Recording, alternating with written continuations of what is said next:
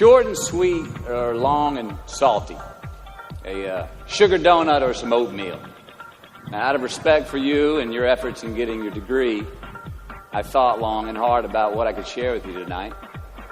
Did I want to stand up here at the podium and read you your rights? Did I want to come up here and just share some funny stories? I thought about what you would want. I thought about what you might need. I also thought about what I want to say and what I need to say. Now, hopefully we're both going to be happy on both accounts. As the saying goes, take what you like, leave the rest. Thank you for having me.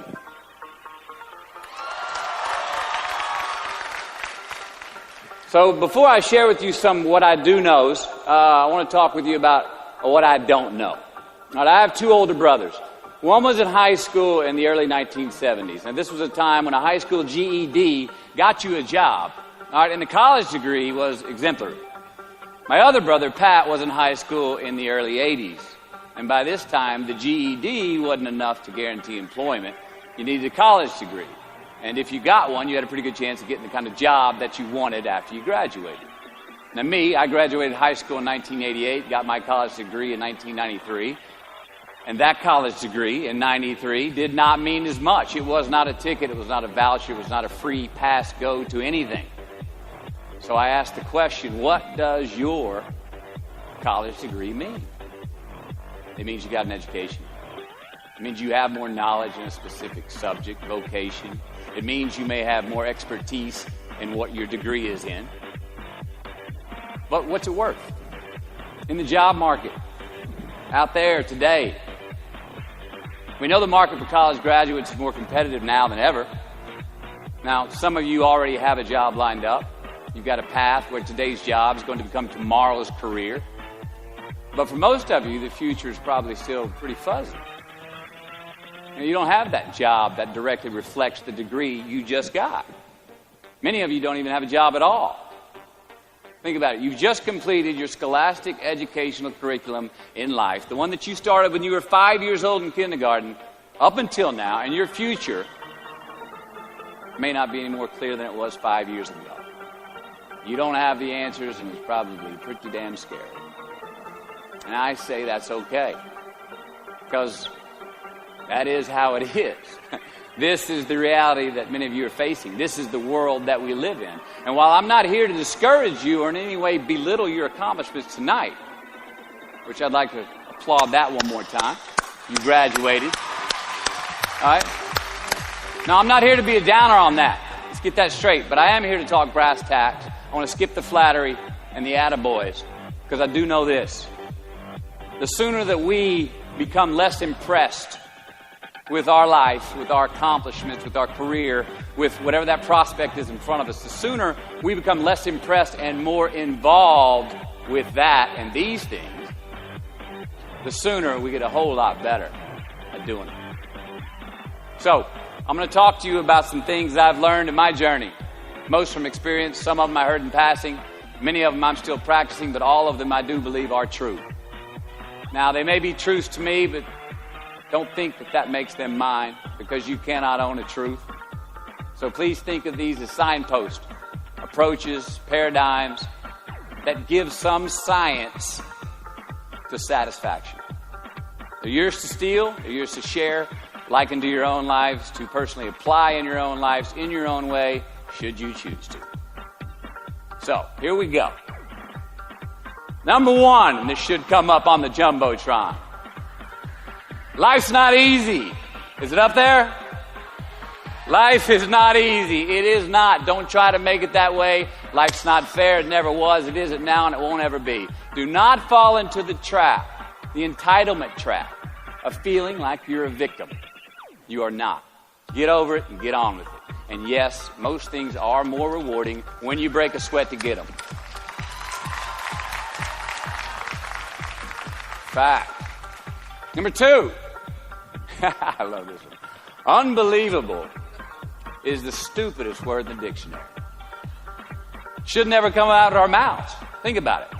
To say, oh wow, what an unbelievable play.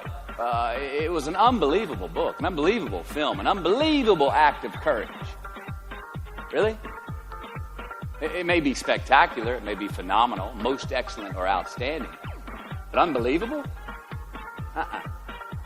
Give others and yourself more credit.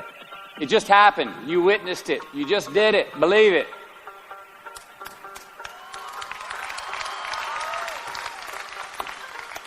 What about the other side of unbelievable? You know, that side when we humans underperform or act out of our best character. For instance, man flies a suicide jet into the World Trade Center. Millions die from diseases every day that we have cures for. Bob the Builder swears that he's going to have your house built by Thanksgiving, and you can't move in until Christmas the next year. Our best friends lie to us, and we lie to ourselves all the time. Unbelievable? I don't think so. Again, it just happens, and it happens every day. Nothing that we Homo sapien earthlings do is unbelievable. And if there's one thing you can depend on people being, it's people. So we shouldn't be surprised. We, us, are the trickiest mammals walking the planet. I'm not worried about the monkeys. I'm worried about you and me. So acknowledge the acts of greatness as real, and do not be naive about mankind's capacity for evil, nor be in denial of our own shortcomings.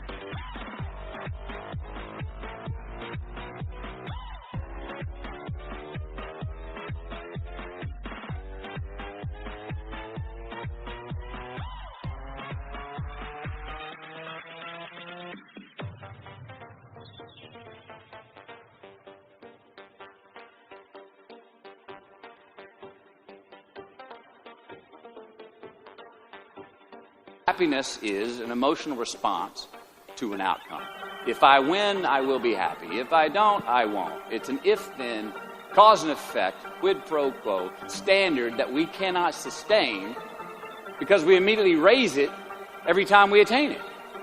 You see, happiness demands a certain outcome. It is result reliant. And I say if happiness is what you're after, then you're going to be let down frequently, and you're going to be unhappy much of your time. Joy, though. Joy is a different thing. It's something else. Joy is not a choice. It's not a response to some result. It's a constant. Joy is the feeling that we have from doing what we are fashioned to do, no matter the outcome. Now, personally, as an actor, I started enjoying my work and literally being more happy when I stopped trying to make the daily labor a means to a certain end. For example, I need this film to be a box office success. You know, I need my performance to be acknowledged. I need the respect of my peers. All those are reasonable aspirations, but the truth is, as soon as the work, the daily making of the movie, the doing of the deed became the reward in itself for me, I got more box office, more accolades and respect than I ever had before. See, joy is always in process. It's under construction. It is in constant approach, alive and well in the doing of what we're fashioned to do and enjoying. Number 4, define success for yourself. You already like that one? Define success for yourself. Now check this out. I'm in south of New Orleans a few years ago, and I went to a voodoo shop. And they had this wooden partition against the wall with these columns. And in these columns were all these vials of these magic potions, right? And the headings above each potion defining what they would give you were things like fertility, health, family, legal help, energy, forgiveness, money. Guess which column was empty? Money. Let's admit it. Money is king today. It's what makes the world go round. It is success. The more we have, the more successful we are, right?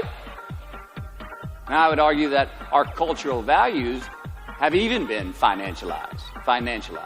Humility is not in vogue anymore. It's too passive. It's a get-rich-quick on the internet, richest 15 minutes of fame world that we live in, and we see it every day. But we all want to succeed, right? So the question that we've got to ask ourselves is what success is to us, what success is to you. Is it more money? That's fine. I got nothing against money. I don't.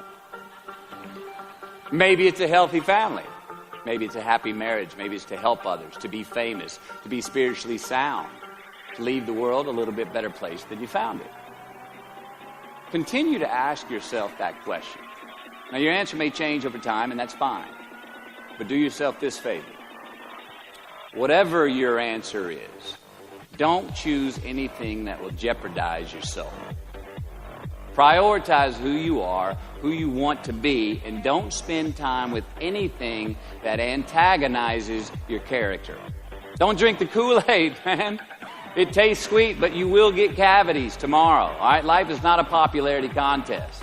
Be brave, take the hill, but first answer that question, what's my hill? So, how do I define success? For me, myself. Well, for me, it's a measurement of 5 things. We got fatherhood. We got being a good husband. We got my health, mind, body, and spirit. We got career, and we got friendships. These are what's important to me in my life right now. So I try to measure these 5 things each day. I check in with them. I like to see whether or not I'm in the debit section or the credit section with each one. Am I in the red or am I in the black? You follow? For instance, sometimes say my career is rolling. All right, it's way up here in the black, but I see how my relationship with my wife maybe could use a little bit more of my attention. I got to pick up the slack on being a better husband. Get that one out of the red. Or say my spiritual health could use some maintenance. It's down here, but hey, man, my friendships and my social life, they're in high gear, right? I got to recalibrate. Checks and balances. I got to go to church. Remember to say thank you more often. Something. But I got to take the tally because I want to keep all 5 in healthy shape. And I know that if I don't take care of them, if I don't keep up maintenance on them, one of them is going to get weak, man. It's going to dip too deep into the debit section. It's going to go bankrupt. It's going to get sick. Die even. So first, we have to define success for ourselves. And then we have to put in the work to maintain it. Take that daily tally. Tend our garden. Keep the things that are important to us in good shape. I mean, let's admit it. We've all got 2 wolves in us. A good one and a bad one. And they both want to eat. The best I can tell, we just got to feed that good one a little more than the other one. Here we go. Number 5. Process of elimination is the first step to our identity. AKA, where you are not is as important as where you are. All right, 1992, I got my first job as an actor. 3 lines, 3 days work in a film called Dazed and Confused. All right. All right, all right, all right. There we go. So this director of that film, Richard Linklater, he kept inviting me back to set each night, putting me in more scenes, which led to more lines, all of which I happily said yes to. I mean, I'm having a blast. People are telling me I'm good at what I'm doing, and they're writing me a check for $325 a day. I mean, hell yeah, give me more scenes. I love what I'm doing. Well, by the end of the shoot, by the end of the film, those 3 lines had turned into over 3 weeks' work, and it was mine. It was Wooderson's 1970 Chevelle that we went to go get Aerosmith tickets in, man. Yeah, it was badass. Well, a few years ago, I'm watching this film again, and I noticed 2 scenes that I really shouldn't have been in. In one of these scenes, my character Wooderson, I exit screen left to head somewhere, and then I re-enter the screen and to double check if any of the other characters wanted to go with me. Now, in rewatching the film, and you'll agree if you know Wooderson, Wooderson's not a guy who would ever say, later, and then come back to see if you were sure you didn't want to go. Now, when Wooderson leaves, Wooderson is gone. He does not stutter, step, flinch, rewind, ask twice, or solicit. You know what I'm talking about. Wooderson has better things to do, like liking those high school girls, man, because I get older and they stay the same age. My point is, I should not have been in that scene. I shouldn't have come back. Should have exited screen left and never come back. But back then, making my first film, getting invited back to the set, cashing that check and having a ball, I wanted more screen time. I wanted to be in the scene longer and more and come back into the scene, right? But I shouldn't have been there. Wooderson shouldn't have been there. It is just as important where we are not as it is where we are. Look, the first step that leads to our identity in life is usually not, I know who I am. I know who I am. That's not the first step. The first step's usually, I know who I am not. Process of elimination. Defining ourselves by what we are not is the first step that leads us to really knowing who we are. You know that group of friends that you hang out with that they really might not bring out the best in you? You know, they gossip too much, or they're kind of shady. They really aren't going to be there for you in a pinch. Or how about that bar that we keep going to that we always seem to have the worst hangover from? Or that computer screen, right? That computer screen that keeps giving us an excuse not to get out of the house and engage with the world and get some real human interaction. Or how about that food that we keep eating? The stuff that tastes so good going down, it makes us feel like crap the next week. We feel lethargic and we keep putting on weight. Well, those people, those places, those things, stop giving them your time and energy. Just don't go there. I mean, put them down. And when you do this, when you do put them down, when you quit going there, when you quit giving them your time, you inadvertently find yourself spending more time and in more places that are healthy for you, that bring you more joy. Why? Because you just eliminated the who's, the where's, the what's, and the when's that were keeping you from your identity. Like, trust me, too many options, I promise you this, too many options will make a tyrant of us all. All right, so get rid of the excess, the wasted time. Decrease your options. And if you do this, you will have accidentally, almost innocently, put in front of you what is important to you by process of elimination. Knowing who we are is hard. It's hard. Give yourself a break. Eliminate who you are.